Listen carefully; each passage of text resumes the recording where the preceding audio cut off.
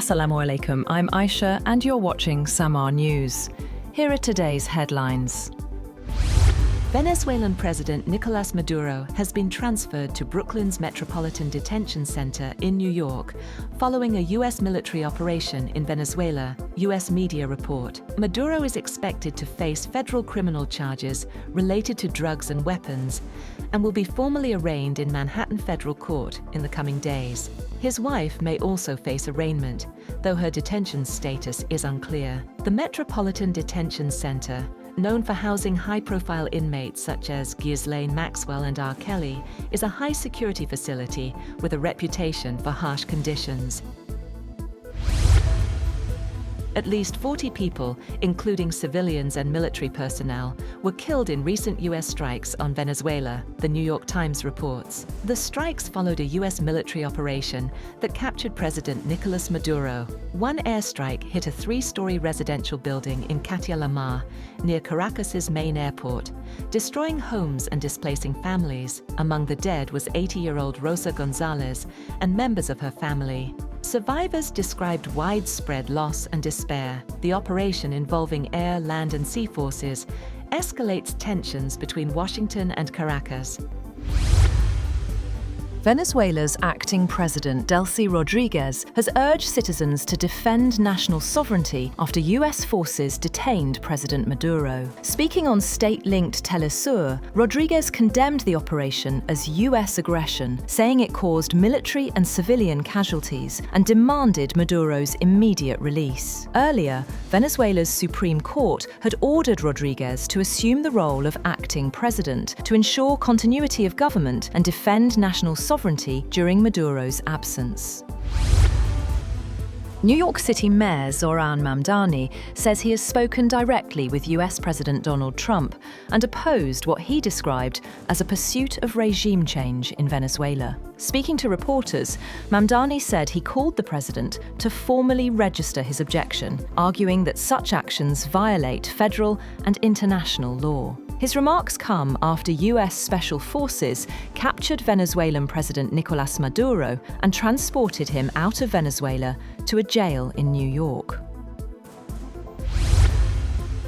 The UN Security Council will convene on Monday following a U.S. military operation in Venezuela that captured President Nicolás Maduro. UN Secretary-General Antonio Guterres called the action a dangerous precedent for international diplomacy. Colombia, backed by Russia and China, requested the meeting to discuss the legality of the operation and its impact on global peace and security. Guterres' spokesperson, Stefan Dujarric, said the strike breaches international law and the UN Charter. The United States has lifted restrictions on Caribbean airspace imposed after its military operation in Venezuela, allowing flights to resume from midnight Eastern Time. Major US carriers say services will gradually restart, though airlines warn it may take days to clear passenger backlogs. China has said that it is deeply shocked and strongly condemns the United States' use of force against the sovereign state of Venezuela and its action against the country's president. The Chinese Foreign Ministry said the US move constitutes a serious violation of international law and an attack on Venezuela's sovereignty and independence. It warned that such actions threaten peace and security in Latin America and the Caribbean. Colombian President Gustavo Petro warned of the dangers of military escalation in the region, urging that peace, respect for international law. Cuban President Miguel Díaz-Canel denounced the U.S. strike as a criminal attack and state terrorism against Venezuela and the region.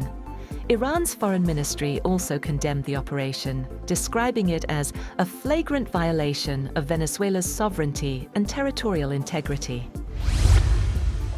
Brazil's president, Luiz Inácio Lula da Silva, has condemned the U.S. military attack on neighbor Venezuela, and the capture of his Venezuelan counterpart, Nicolás Maduro, saying it crossed an unacceptable line.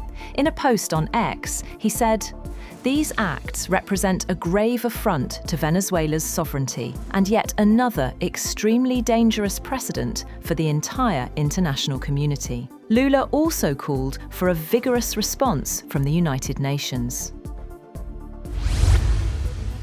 China's military has launched its annual training for 2026, with high-intensity drills across land, sea and air forces. The PLA says the exercises focus on real combat readiness, including live-fire assaults, naval strike training and air combat drills involving J-20 stealth fighter jets. Pakistan's Deputy Prime Minister and Foreign Minister Ishaq Dar has held a series of meetings with senior Chinese officials in Beijing. According to the Foreign Office, the discussions focused primarily on strengthening bilateral ties between Pakistan and China. Ishaq Dar arrived in Beijing on Saturday to co-chair the 7th round of the Pakistan-China Foreign Ministers' Strategic Dialogue, scheduled for today, alongside Chinese Foreign Minister Wang Yi. The Foreign Office also said Dar met Chinese Executive Vice Premier Ding Shuixiang during his visit.